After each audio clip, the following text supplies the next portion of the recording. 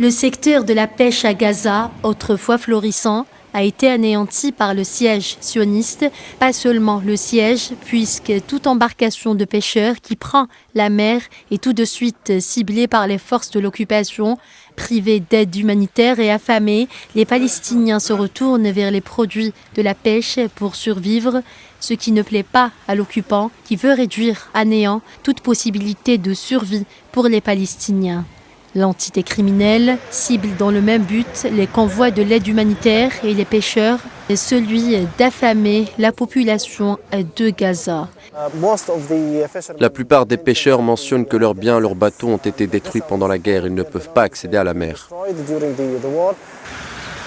Selon le coordinateur de projet à la société coopérative de pêche, Taoufir, de nombreuses embarcations de pêche, filets et autres installations ont été détruites durant le génocide dévastateur.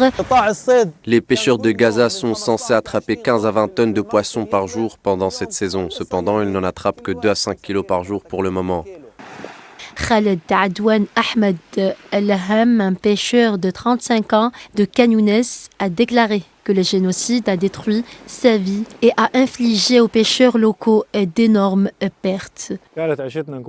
Nous parvenions à nous en sortir avant la guerre. La mer nous fournissait une source de revenus et d'emplois. Nous étions satisfaits et nous nous en sortions car tout allait bien. Cependant, la guerre a éclaté et a mis fin à tout. Je souhaite qu'ils nous ouvrent l'accès à la mer afin que nous puissions pêcher en toute sécurité. J'espère ensuite qu'ils nous fourniront du matériel de pêche comme des filets, de la fibre de verre et ce genre de choses afin que nous puissions survivre par nos propres moyens.